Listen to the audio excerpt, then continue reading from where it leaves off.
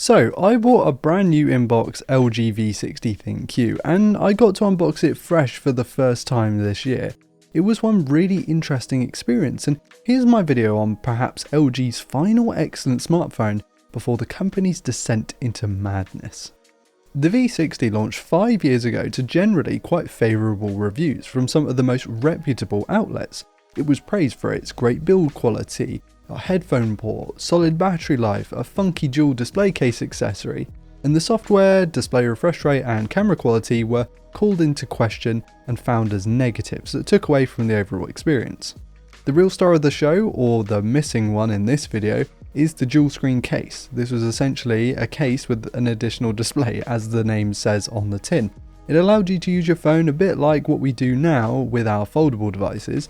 I tried really hard to get one of these in the UK, but outside of shelling out some serious money to get one imported, my options were practically non-existent. LG never actually sold the V60 at all in the UK, and so getting my hands on one pretty limited third-party accessory was always going to be pretty bloody difficult. But this is one of the V60's strongest selling points. V60 lovers, be they on Reddit or other social platforms, have praised this thing en masse, with funky uses of it including a control surface for playing games on the main display, multitasking with YouTube on one and maybe work on another, and of course when you close it, you protect both sides, you protect both displays.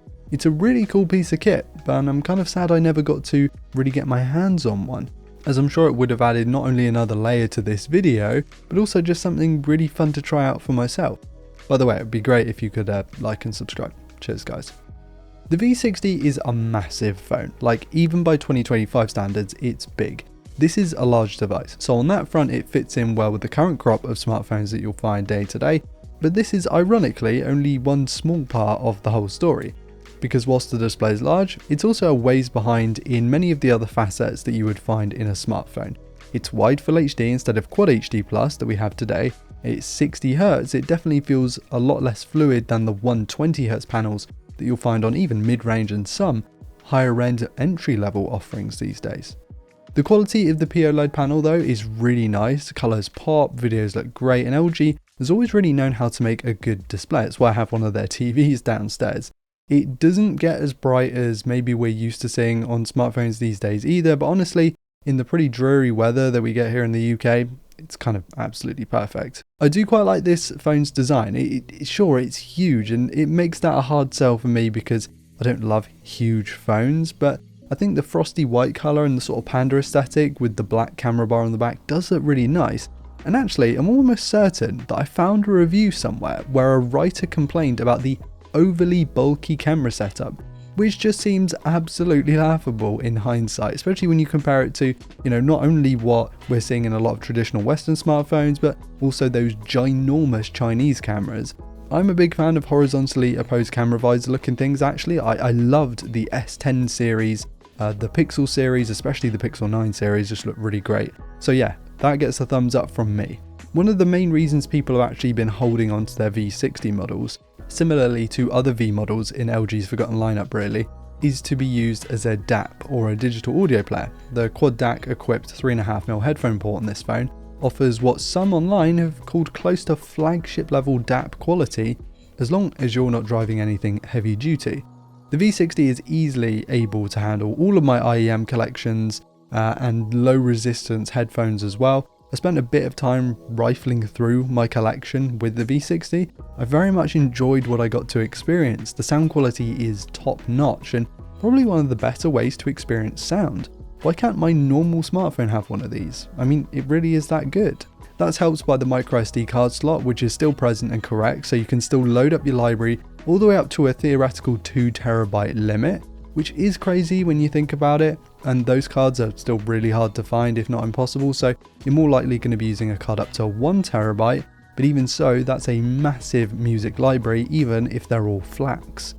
It runs Android 13, which is usable but is a couple of generations out of date at this point, which is a bit of a shame. If you're looking to use this thing as a DAP, that's not really a problem, and that's less of a concern as if you were trying to use it as your main device. I'm not sure I would. It's not ideal. I mean, this was always going to be the case for a phone that's 5 years old and for a company that no longer makes smartphones, but it is what it is. I know initial reviews generally dismiss the camera setup, but you guys know me, I really wanted to give it an honest shot in 2025, no pun intended by the way.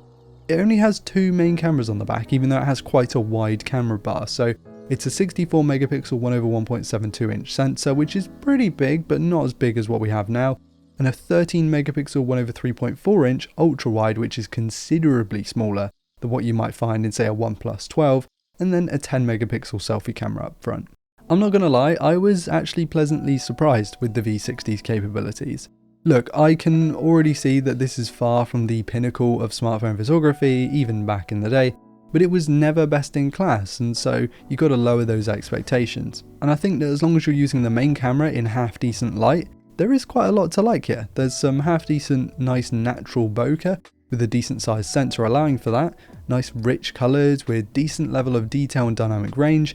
The main camera images don't look crazy out of place compared to what we're used to these days. The computational photography stuff like night mode, portrait mode, and the processing in general is not the best. I mean, better than I expected, but yeah, not great. And this phone can even shoot 8K video, which is kind of wild, along with the standard Ultra HD 4K 60 that we're more used to seeing. Maybe it's hindsight and giving this phone a little more leeway given it's old and outdated and the company doesn't make phones anymore, but I was expecting these cameras to be way worse than they actually are. They're really not that bad, you know. And as for the battery life praise that this phone received on launch in those reviews I showed you earlier, I can certainly see why. It's a 5000 mAh battery, which might not seem huge today, but that was actually quite a big deal back in 2020. The same size as the Galaxy S20 Ultra, which was very much praised. And maybe this is because my unit is brand new in box, unused like an original battery, but the battery life is phenomenal. Like I said earlier, I've been spending quite a bit of time rifling through my IEM collection, very much making use of that headphone port. I spent the whole day going through this on Saturday, and actually it never really dropped as far as what I thought it was going to. I thought maybe I listened to a few songs, try a few different headphones, and then it's dead, but no, it kept up really well. Again, with the caveat that it was brand new in box.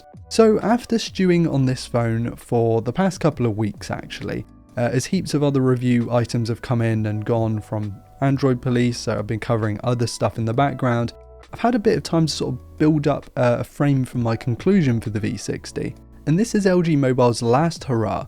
This is what I think was always meant to be the last LG phone before the company chucked stuff at the wall to see what would stick. The V60 is simultaneously incredibly intriguing and decidedly average for what it is. It remains a solid option for those who want a dedicated digital audio player and don't care about a balanced output, and sits as a fascinating pivot from LG's beloved smartphones to its descent into madness with the likes of the Velvet and the Wing, before killing its mobile division altogether. As an old school LG fan, I'm glad I got to experience this phone for what it is in pretty much brand new condition too. This is one of the last great devices of its kind, and one that will live on in the hearts of many. I hope we get to see LG Mobile return one day and create a followed up version of this. For now, the V60 is all we have.